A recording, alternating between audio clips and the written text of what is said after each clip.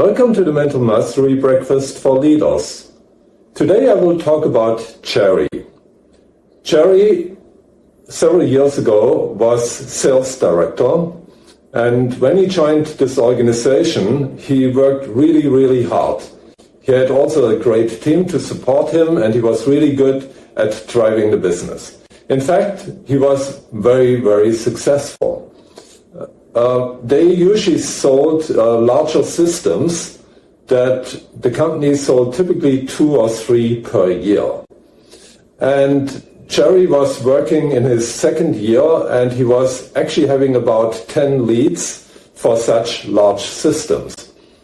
And at one point, as these leads became more and more substantial, they were not yet won, but they became more substantial and more likely to win, or to be decided at least, he talked to his boss, the chief commercial officer, and asked him, "Boss, if I can close 5, 6 deals of those, can we actually handle it? Because I know in the past we sold typically 2 to 3 of these large deals per year. I'm working now on 10 such leads, and maybe, just maybe, I can close 5 to 6 of them with my team." And his boss said, "You don't worry about how many you can close or whether we can handle it. You just close as many as you can." And so Jerry thought, okay, then let me put my best effort in, and he worked really hard with his team, and something happened that really nobody expected, including his chief commercial officer.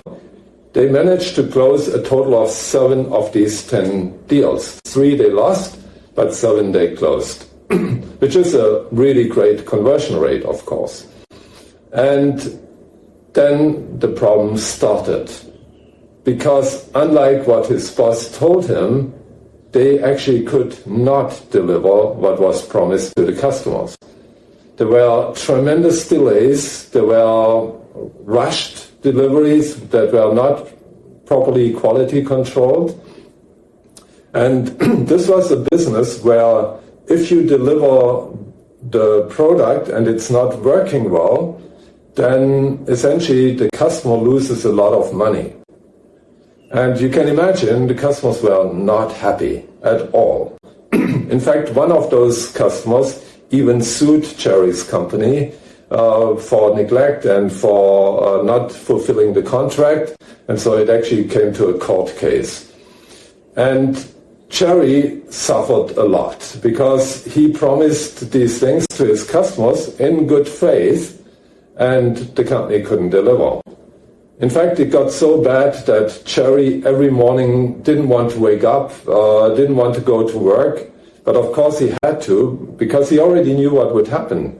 He knew there would be again calls from customers who are not happy and that he needed to deal with, and so on. So at some point Jerry decided, I've had enough of all this, I'm going to look for a new opportunity. And eventually he got a new job. He quit his previous company, and in fact he not only got another job, he in fact got a higher level job as chief commercial officer in another organization, even though that was not the main purpose for him to leave. The main purpose was to get away from this terrible situation, even though most of the cases were meanwhile sorted out.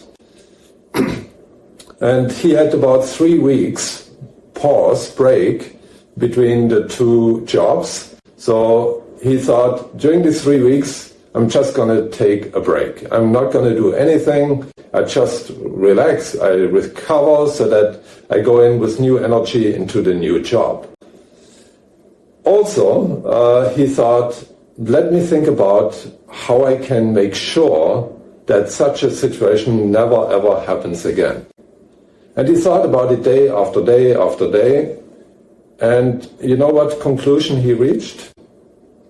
He realized that it could happen again.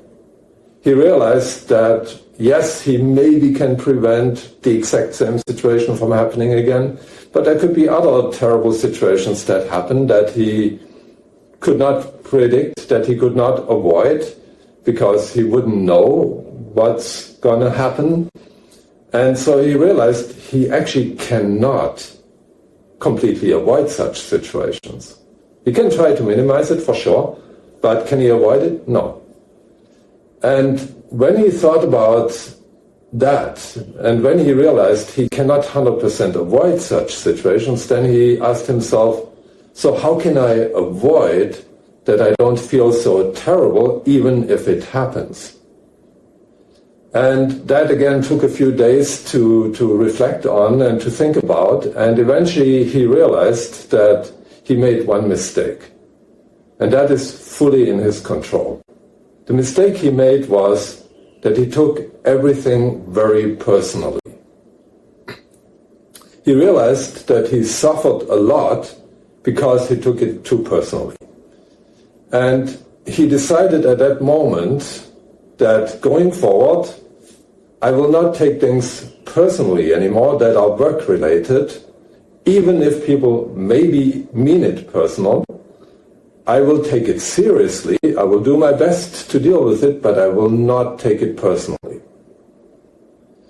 And that served him quite well. And a couple of months later, in his new job, he actually faced another situation, not as severe as the one in the previous job, but it was nevertheless a not so pleasant situation. He was in a call with his Taiwanese distributor and his boss, the CEO. And in this conversation, they talked about a problem, and the Taiwanese distributor blatantly lied and essentially put the blame on Cherry. And Cherry knew that this is a lie, and he would be able to prove it that this is a lie, that it was actually the responsibility of the Taiwanese distributor, and he got very, very angry in that moment. And he probably took it personally again in that moment. But he was smart enough to put down the phone. It was actually a conference call, it was not a video call, he just put down the phone. And a bit later, when he cooled down, he said to himself, why do you take it so personally? Yes, he tried to put it on you, but that's just his way to deal with it, which is of course not okay. Just don't take it personally. Take it seriously, but not personally. So he called his boss a bit later and apologized for dropping out of the call. And then he explained to him what happened. And his boss luckily had some understanding for that and said, it's okay, next time better you address it right away rather than to put down the phone. But I understand you were not able to respond in a proper way, so that was your best option at the time. But if possible, do it differently next time. And that whole story of Cherry, in fact, Cherry faced a lot more adversities since then, sometimes situations that were actually worse than what happened in that previous job. And this story of Cherry is actually my story.